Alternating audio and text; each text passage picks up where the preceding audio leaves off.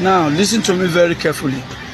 If care is not taken, Nigeria may lose democracy to bandits and Boko Haram. If Boko Haram could cut away military hardware in Maiduguri worth trillions of naira, then one day democracy may be a thing of the past and we may end up like the state of Afghanistan. I've said it before in my subsequent video and I'm saying it again. If government could continue to treat banditry and other satanic vices in the country with kid gloves, we may end up losing Nigeria to those that we never wanted it to be with. Watch this video and know what I'm talking about. There are amendments or observations or comments. I start with Honorable Gadi. I'm from Plateau State. Mr. Speaker, you will only understand the heaviness of the content of this motion if we are privileged to see the picture of what Boko Haram did to Giwa barracks and other attacks within military formations in Borno State. Mr. Speaker, the pictures I saw, I am scared. I am scared whether the safety of the Nigerian civilians within the Nigerian territorial land can be guaranteed. Mr. Speaker, we budgeted for money, arms and ammunition, tanks numbering more than 40, including other platforms that belongs to the Nigerian military that is aimed at safeguarding our people, have been taken away worth trillions of naira by Boko Haram. How can we guarantee the safety of the Nigerian people in the circumstance that the platform that are meant to protect these people have been taken away by the enemies of the people? Mr. Speaker, we have been doing our best under your leadership. The National Assembly have been speaking on issues of insecurity. But Mr. Speaker, actions by departments of government must be taken. Mr. President must hold Nigerian military strategic commandants and other head of security agencies accountable for negligence of their responsibility. In as much as we appreciate, Mr. Speaker, the security agencies for putting their life at the front line to protect Nigerians, to make sure Nigerians sleep, we must hold somebody accountable that taxpayers' money used to buy guns, used to buy other platform for Nigerian military to fight, will be compromised and be donated like a form of free of charge to the enemies of this country. Mr. Speaker, this is unacceptable. I want to say again and again, Nigerians are being killed on daily basis from the north to the south to the west to the east, and we are here for Nigerians. Mr. Speaker, government must do the needful. The everyday resolution that we pass is not enough. Mr. Speaker, if it means facing agencies of government as a National Assembly to ensure that publicly we bring them to account for their responsibility and to account for their negligence of responsibility, we have to do that. Mr. Speaker, I will send you intelligence of the picture of the arms and ammunition of the platforms that have been taken away by Boko Haram in Maiduguri. And when the leaders, when the governor is crying, other representatives of government are first to issue statement undermining the supremacy of the chief security officer of the state, who knows what is happening in his state, who is crying, and someone within the comfort of his zone will say that the governor is raising an unnecessary alarm, whereas Nigerians are killing. This is unacceptable. Mr. Speaker, we must stand up and find a way of bringing this issue of insecurity to order. Otherwise, you and I is not safe. No matter how Nigerians respect us, we are moving to a level that Nigerians will fight us the way they fight criminals and the way they fight Boko Haram. Until the right thing is done by us here, until we speak for the Nigerian people, until we draw line, until we tell government what we are supposed to tell government, and until government respond by action, not by media statement or press statement. Do not hope, Mr. Speaker, that any member of the National Assembly is safe to move, not by bandits, not by Boko Haram, by the people that elected you and I. Time will come if action is not taken, that Nigerians will take their destinies in their own hands. Thank you, Mr. Speaker, for giving me the opportunity. Is using armed drones.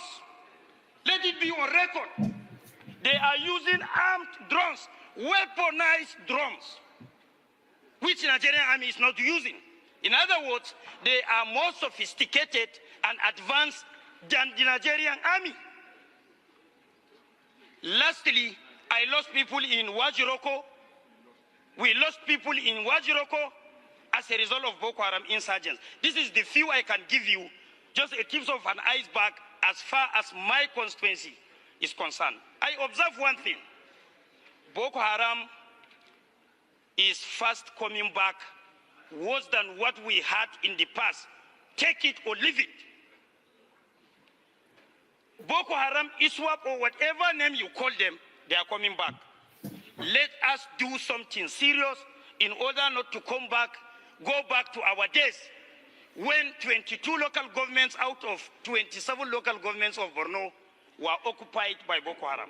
Secondly, Mr. Speaker, honorable members, we should be complacent. Rome used to be the greatest empire on the world,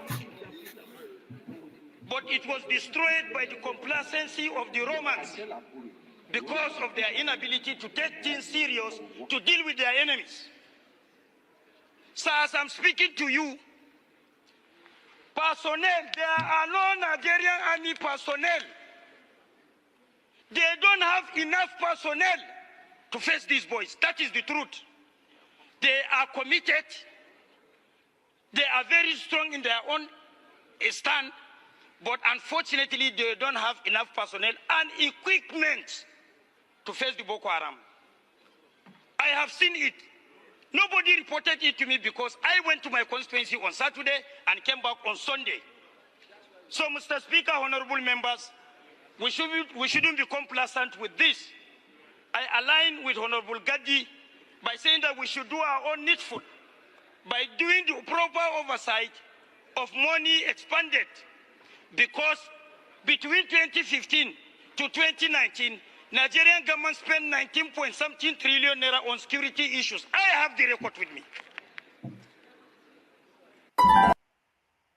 Finally, after many people have lost their lives at the hands of the Terrrör Fulani headers, one of their leaders have come out to speak. And surprisingly, he has the cap of the president of Nigeria on his head.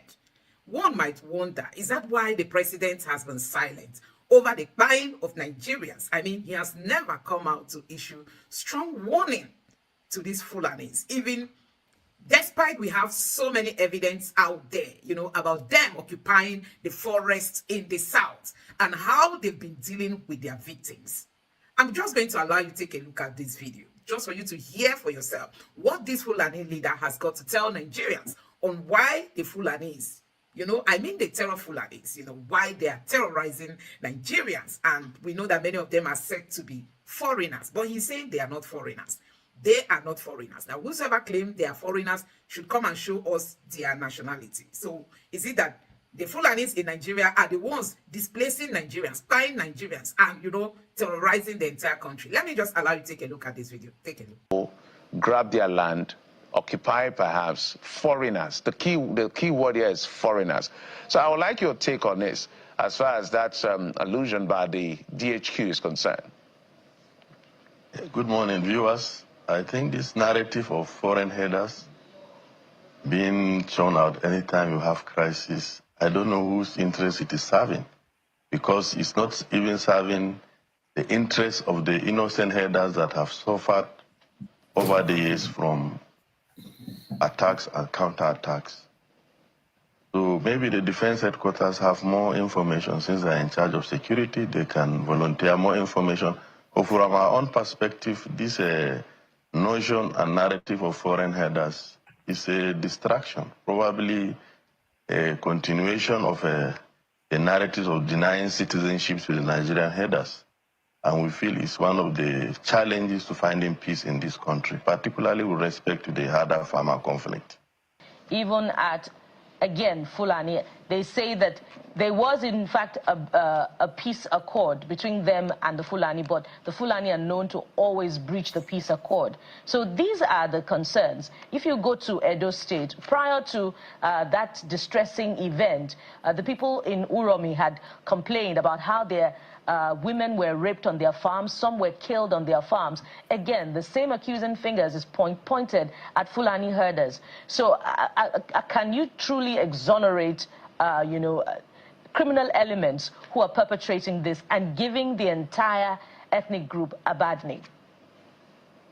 You see, the context I want us to look at these issues. You see, for Plateau, I grew in the Plateau, I schooled in the Plateau. Today, my generation are the ones in governance on the Plateau. And we know the root causes of this crisis. Even the latest crisis are not supposed to be tagged farmer-herder conflict. How did it start in Bokos? It was a question of theft of motorcycle that led to those crises. So they now interpret any type of conflicts as farmer-herder.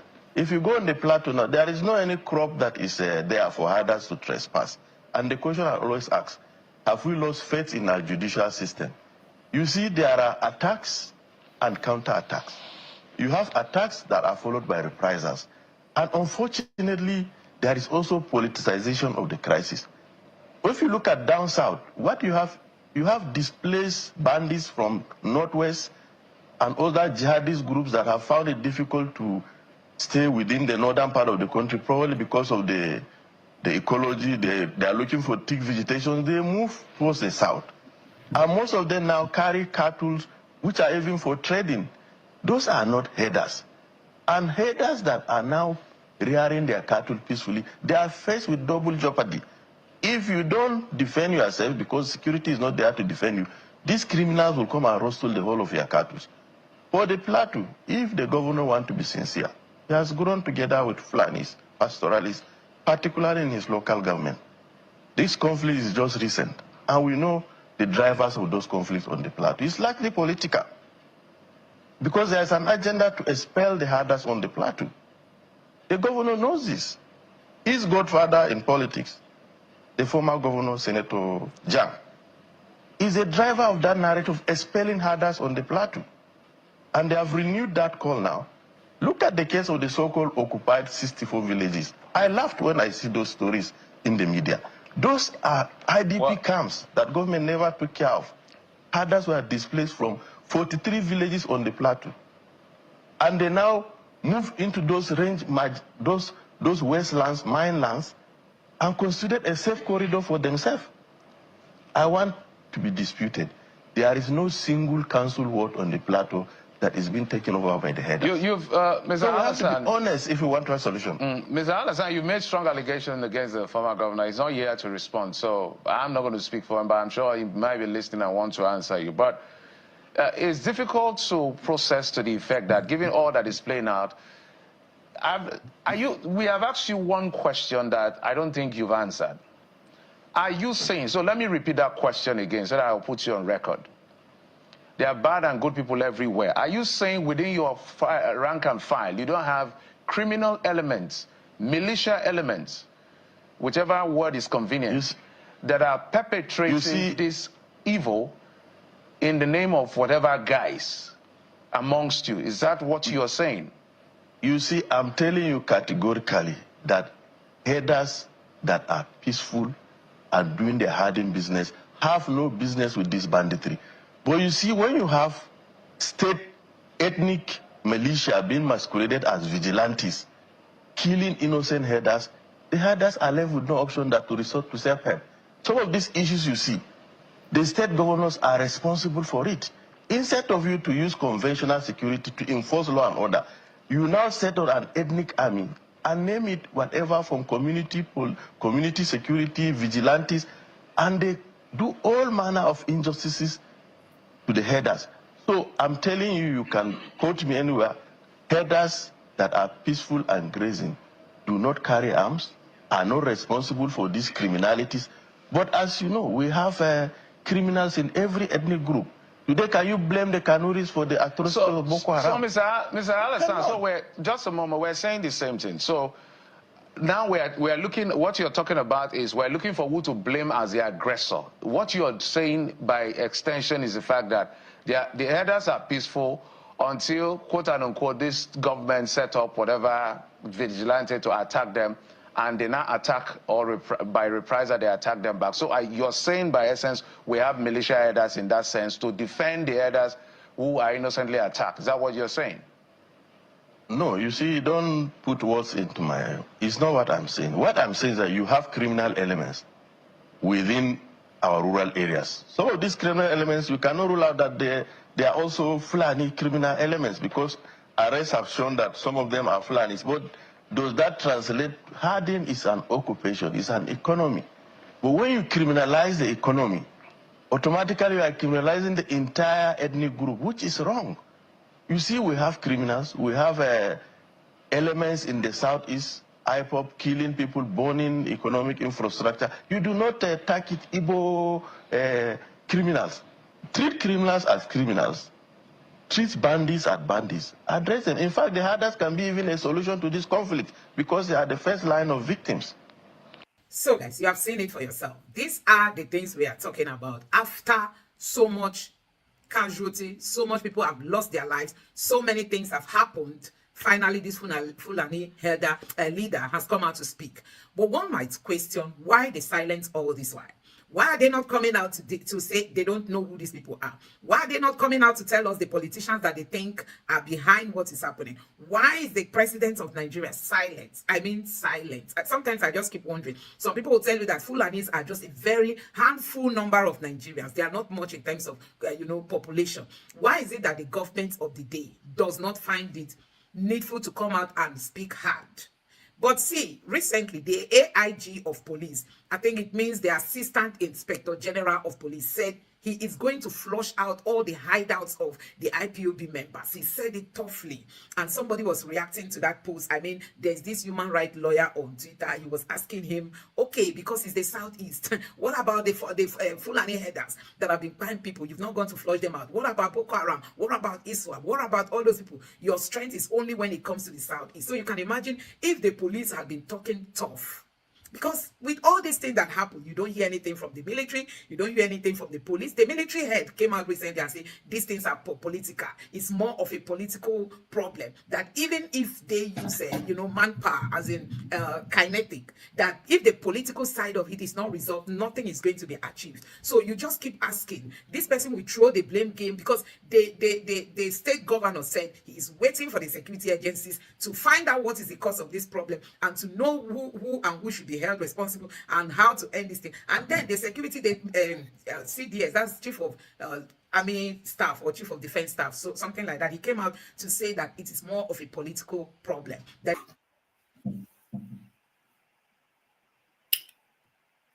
so guys, you just heard it all. Now, this headline is saying that foreign headers responsible for majority of buying in Nigeria. This is coming from the defense headquarters. So who are we going to be listening to? The Fulani leader you have just listened to said they are not foreign Fulanis. He said they are indigenous Fulanis and they are not criminals. And defense headquarters is saying that foreign headers are the ones responsible for the buying of Nigerians. So there is a whole lot of, back and forth in all this. Nigerians don't even know who to blame. You saw the initial videos that I played, those were lawmakers that are not satisfied with the fight against insecurity in Nigeria. See how the Tinubu's government is wanting to crush, to crush. I don't even know what to say, because they've so much emboldened these Fulani headers. They've so much emboldened them. Whatever they are doing, they don't have fear. They don't have to worry. They just go out to do whatever they want to do. And like you can see it now, the defense headquarters is saying that it is the Fulani headers. They are the ones buying Nigerians. And Fulani headers who want to defend their own position, like you've heard it from that man, that they are not the violent type. That those that are violent, they are criminals, and that you cannot just criminalize the entire people. Yes, you cannot, but are they making effort as to talk to their people? That's the question Nigerians are asking. Are they making efforts to talk to their people. So you can see it. I don't know what you make of this. I don't know your thoughts. Let me know honestly what you think in the comment section below. So guys, let me know your thoughts. You have heard the reaction, why people are not happy about what's happening in Nigeria. Insecurity everywhere. Tinubu is busy campaigning and trying to get people to join APC. Insecurity everywhere. Tinubu is concerned with 2027. Nigerians are being quiet. Somebody posted today on Twitter saying that in Benue State they've started buying of Nigerians again, and still we don't have anybody to speak for us. Yes, we don't have anybody, and it's really so sad that we are here at this point.